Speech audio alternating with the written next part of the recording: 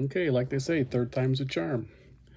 Hey guys, this is not a quick video to demonstrate my magnetic head post system for Cotswold and vintage style bodies that use the vintage style neck post.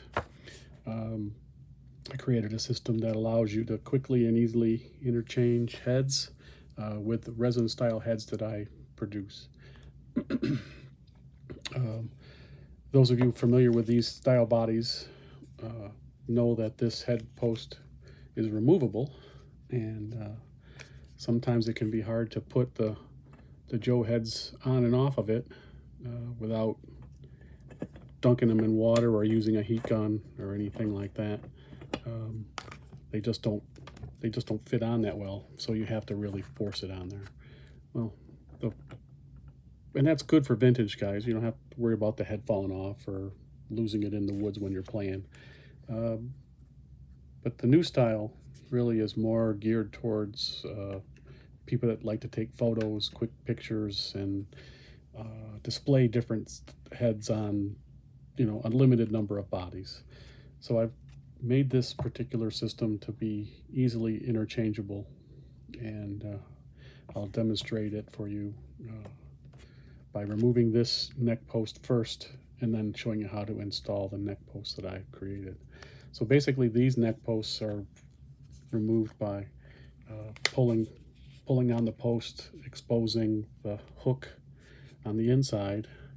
And then what I do is I take a stout rod or a stick of some sort that's pretty strong, because there's a lot of tension from the elastic that holds this all together.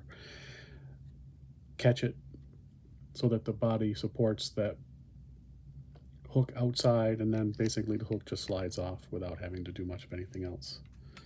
So you just set that aside for now. And in my mind, the downside of this particular post is that it has such a big body, and it makes it difficult to change heads, as I've explained. So I basically machined a post like this to look like this. This is a cast of the original that I created. So I've used that as the basis, and then machined most of that upper section away, leaving only just this small post and a little rounded section in the middle to help support, and I'll show you what that does later. This is just some casting flash, but it has the same lower. The only difference really in this and this is that in this piece, this upper section is actually hollow, and it allows that hook to go further in, making it easier to install on the pin. On mine, it's easier if you install the pin after you insert the hook. So let's go ahead and see that. So this is a raw casting. It hasn't been drilled or anything yet. This is what it looks like when it's completed. It has the hole drilled, same slot, same design, has a magnet attached at the top, and that swell I showed you earlier. So if we take a neck post and we want to attach it to the body, we just basically have to make sure that the hole inside the slot is clean. Place it on the hook, and then insert one of the rivets that I sell, and I get them from eBay and source them from eBay.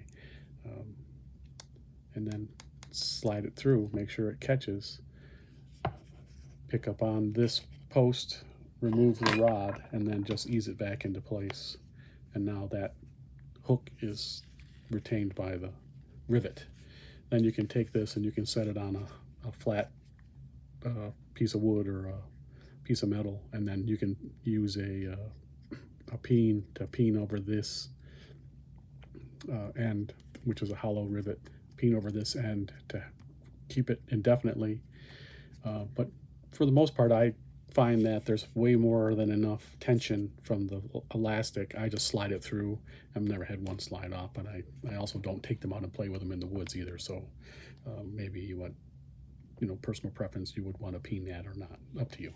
It doesn't impact the playability in my humble estimation. So there it is. That's completed. Done. 30 seconds.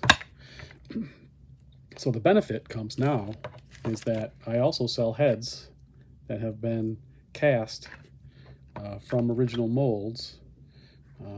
Let's use this as a demonstration. This is an eagle eye head that I recently cast. This is a vintage style eagle eye, and I cast him two different ways. One as a gray adventurer and one as a ginger adventurer with a long beard. The nice part about the cast head is that one, well, you can get them and they're pretty cheap, but the nice part is on using the eagle eye, I was able to emulate the deep cutouts in the eyes so that it looks like an actual eagle eye head. If you notice the difference between the Joe head and this head is, obviously the Joe head has the flat eyes. These has the recesses around. On this particular head, it has the recesses around the eyes to make it look like the eagle eye, even though it doesn't have the rod in the back to control the eyes, because obviously they're not controllable. So in order for me to mount them on the post, I'll show you one of these that I had cast of the flat top Joe. He's actually one of my favorite head designs. I like the flat top look, but if you know, they're solid casts of resin. In order for me to make it fit on top of the neck post, I drilled this with two different size drills.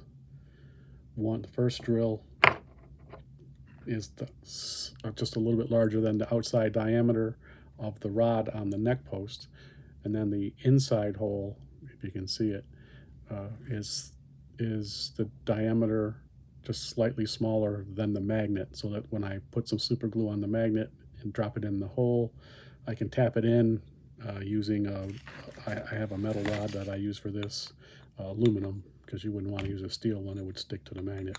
But I use aluminum rod to tap it down in there to make sure it seats, and then after it's dry, that magnet's nicely seated inside that hole. Once it's seated inside the hole, it goes very well on top of the magnetic post. Still playable, still movable, but it's easily changeable. This was a black adventurer that I balded.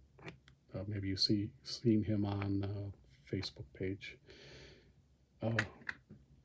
But this particular neck post I made matches this guy, and you can hear when they're mated together correctly, it has a great fit, and it actually can hold the figure without coming loose. And the colors, when I usually make these as a pair, the colors obviously is going to match because I pour this at the same time I pour the head, and that way everything matches up when you're ready to use it. Not that it matters, the colors are still pretty reasonable, and this one, the other version fits on there just as well. But the other advantages I talked about earlier for this particular neck post on this style body is that you can use these kind of heads, which are the newer style Joe heads with a small diameter neck hole. A lot of guys use a triangular shaped sanding bit and sand away the inside of the head, which basically destroys the head for any other purpose. In this case, now this head can fit on this neck post and be attached to a vintage style body. So if you like these kind of crazy new style heads, which some of them, like this guy here, really have a great look to them, they can easily be attached to the Cotswold or a vintage body. And then if you don't like that head later on, you can change it. Get you one of these crazy guys and put it on there. Done. So we're literally 2 seconds to drop them on and change them. So basically that's it. Magnetic style post makes it easy to change different style heads, a couple different ones, and as I go along I was actually going to work on a different head for a different style.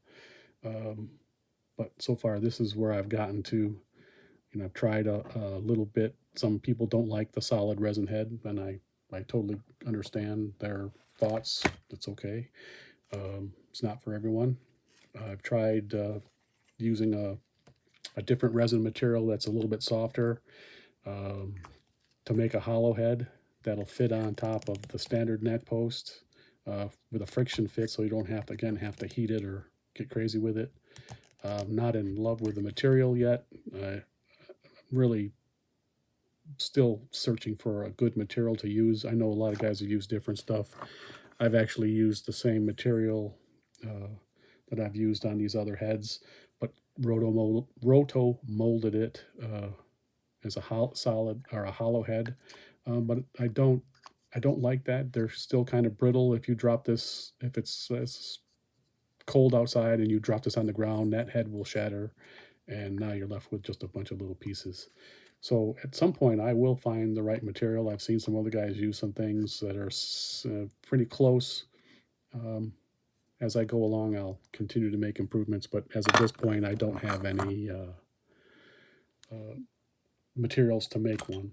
I've also tried casting the head and the neck together as a solid unit.